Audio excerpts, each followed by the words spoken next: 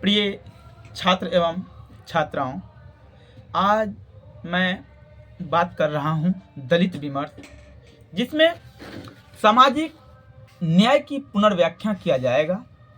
सबसे पहले भारतीय समाज में सदियों से व्याप्त जाति व्यवस्था ने समाज को विभिन्न वर्गों में बांट दिया है।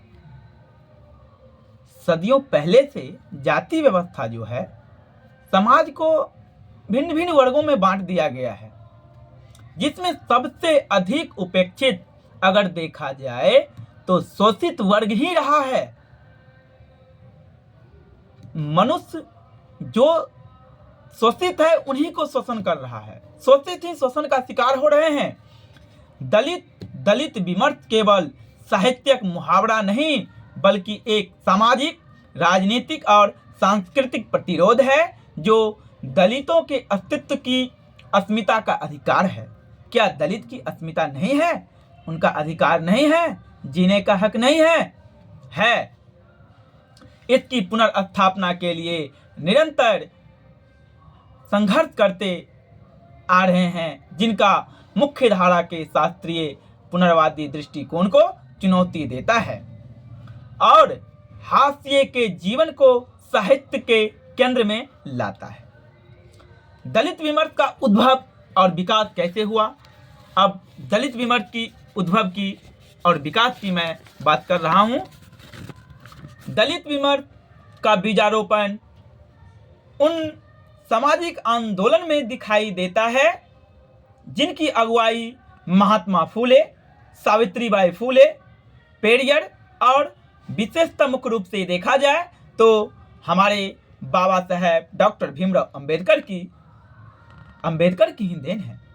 अंबेडकर ने न केवल ब्राह्मणवादी व्यवस्था की आलोचना की है, अंबेडकर ने सिर्फ ब्राह्मणवादी व्यवस्था की आलोचना न की है बल्कि एक वैकल्पिक सामाजिक व्यवस्था का सपना प्रस्तुत किया है।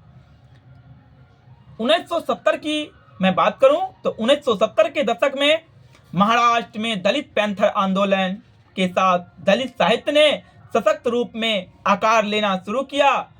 उसमें नामदेव, ढलास, ओम प्रकाश वाल्मीकि, शरण कुमार, दया पवार और अन्य कई लेखकों ने दलित जीवन के कटु यथार्थ को साहित्यिक भाषा दिया है। दलित की विमर्श की जो विशेषता है, इसमें यथार्थ की अभिव्यक्ति। दलित विमर्श की विशेषता में यथार्थ। अब यथार्थ है क्या? यह विमर्श कृत्रिम सौंदर्य बोध से मुक्त होकर कठोर यथार्थ को सामने लाता है। क्या करता है? कठोर यथार्थ को सामने लाता है। यहाँ भाषा, शैली और विषय सभी जीवन की जमीनी सच्चाई से जुड़े होते हैं। क्या होते हैं? जमीनी सच्चाई से ही जुड़े होते हैं। अनुभव और प्रामाणिकता। अब अनुभव क्या है और प्रामाणिकता क्या है? अनुभव होता है कि दलित साहित्य उस दर्द को लिखते हैं। दलित साहित्यकार जो दलित साहित्यकार हैं उस दर्द को लिखते हैं जिसे उन्होंने स्वयं जिया है। इसलिए यह साहित्य अनुभव का साहित्य कहलाता है। अनुभव का साहित्य इसीलिए कहलाता है कि दलित साहित्यकार अगर दलित के बारे में लिखेगा तो वह साहित्यकार उस दर्द को झेल कर ही लिख रहा होगा, क्योंकि उन्होंने दलित का दुख दर्द झेला है। इसलिए उन्होंने दलित साहित्यकार जो हैं दलित साहित्य पर अच्छा लिख सकते हैं और उनको अनुभव भी अच्छा होता है, इसलिए उसे अनुभव की प्रामाणिकता कह सकते हैं। विरोध। अब विरोध भी किया जाता है कहीं कहीं। विरोध और प्रतिरोध का स्वर जो है कैसे मुखरित होता है? दलित विमर्श जो है शोषण, अपमान और बहिष्कार के विरोध एक सशक्त विरोध है। इसमें सत्ता, धर्म, परंपरा और भाषा के ब्राह्मणवादी स्वरूप की आलोचना निश्चित है। और सामाजिक परिवर्तन की चेतना। सामाजिक परिवर्तन की चेतना में यह विमर्श केवल पीड़ा का चित्रण नहीं, ये विमर्श जो है दलित विमर्श केवल पीड़ा का चित्रण नहीं करता बल्कि परिवर्तन और क्रांति की चेतना भी है।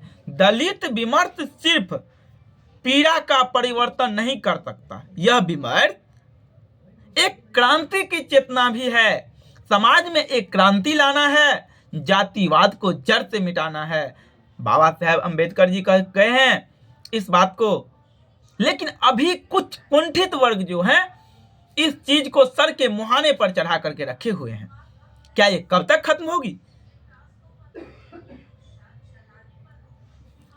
प्रमुख लेखक और उनके योगदान जो है, कुछ कुछ लेखक हैं जिन्होंने क्या क्या योगदान दिया है। जैसे है दलित लेखक हैं ओम प्रकाश वाल्मीकि। अब ओम प्रकाश वाल्मीकि को देखते हैं कि उन्होंने क्या कहा। उनकी आत्मकथा जो है एक जूठन है। क्या है? उनकी ओम प्रकाश वाल्मीकि की आत्मकथा एक जूठन है जो दलित जीवन की गहरी पीड़ा और समाज के क्रूर चेहरों को उजागर करती है। दलित विमर्श जो है ओम प्रकाश वाल्मीकि, उनका एक आत्मकथा है जूठन। जिन जूठन आत्मकथा में दलित जीवन की गहरी पीड़ा को ही नहीं बल्कि उन क्रूर चेहरे को भी उजागर किया है जिन्होंने उनके साथ अत्याचार किया है। दया पवार ये भी एक लेखक हैं। बलूत इनकी एक आत्मकथा है। इन आत्मकथा के माध्यम से उन्होंने दलित अनुभव को साहित्य में प्रतिष्ठित किया है। क्या किया है? साहित्य में प्रतिष्ठित किया है। अब है नामदेव ढला। उनकी कविताओं में, नामदेव ढसाल की कविताओं में विद्रोह, गुस्सा, क्रांति, आवाज और महानगरीय दलित की अनुभव को नए आयाम के रूप में दर्शाया गया है। क्या किया है? नए आयाम के रूप में दर्शाया है। दलित विमर्श में स्त्री का क्या स्थान है? स्त्री तो शोषित हुई है। दलित विमर्श में स्त्री की उपस्थिति एक अलग विमर्श को जन्म देती है। क्या करती है? दलित विमर्श में स्त्री की उपस्थिति एक अलग विमर्श को जन्म देती है। क्या होती है? जन्म देती है। दलित स्त्री को त्रिगुणात्मक शोषण यानी जाति, लिंग, वर्ग, भेद से गुजरना पड़ता है।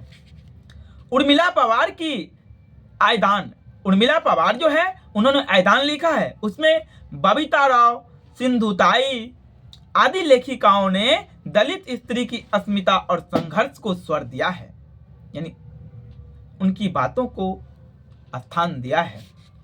दलित विमर्श की मुख्य धारा जो है साहित्य एवं ऊंचे अनुभवों, संवेदनशील भाषा प्रतिनिधि रहा है। दलित विमर्श ने इस साहित्यिक प्रतिष्ठान को चुनौती दी है।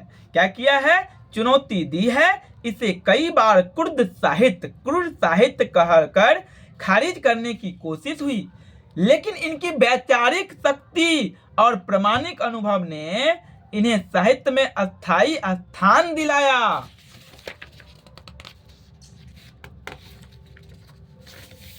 वर्तमान संदर्भ में दलित विमर्श की प्रासंगिकता क्या है?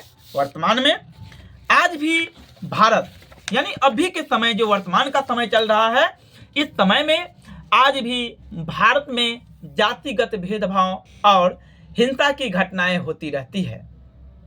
शिक्षा, रोजगार और सामाजिक समानता के क्षेत्र में दलित को अब भी संघर्ष करना पड़ रहा है।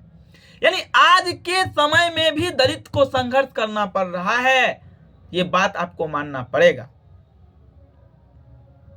इसलिए दलित विमर्श केवल अतीत की व्याख्या नहीं करती। दलित विमर्श आज भी जब संघर्ष कर रहा है तो अतीत की व्याख्या क्या करेगा भाई? यह वर्तमान की जरूरत और भविष्य की दिशा को दर्शाता है कि वर्तमान में कैसे हो जी रहा है और आगे भविष्य में कैसे उनकी दिशा मिलेगी, कैसे वो आगे बढ़ेगा, इस बात को दर्शा रहा है। साथ ही सोशल मीडिया, डिजिटल मंचों एवं दलित लेखकों और कलाकारों को सशक्त मंच दिया गया है। अब यह विमर्श साहित्य तक ही सीमित नहीं रही। यह विमर्श, दलित विमर्श सिर्फ अब साहित्य तक सीमित नहीं है, बल्कि थिएटर, सिनेमा, कला और कई हैं, हाँ, अपनी उपस्थिति दर्ज, इतनी जगह अपनी उपस्थितियां दर्ज करवा चुकी है, एक जगह थोड़े करवा चुकी है। अब देखिए, दलित विमर्श भारतीय समाज के अन्यायपूर्ण ढांचे को चुनौती दी है। यह केवल साहित्य नहीं, एक आंदोलन है, सामाजिक न्याय, मानवीय गरिमा और आत्मसम्मान की लड़ाई का हिस्सा है। लेखक के रूप में जब हम इस विमर्श में भाग लेते हैं तो हमारा उद्देश्य केवल कलात्मक अभिव्यक्ति नहीं होता, बल्कि एक सामाजिक जिम्मेदारी में भी होती है। यह विमर्श हमें सिखाता है कि साहित्य को केवल सौंदर्य की दृष्टि से नहीं, बल्कि सत्य, संवेदना और संघर्ष की दृष्टि से भी जाना चाहिए। धन्यवाद।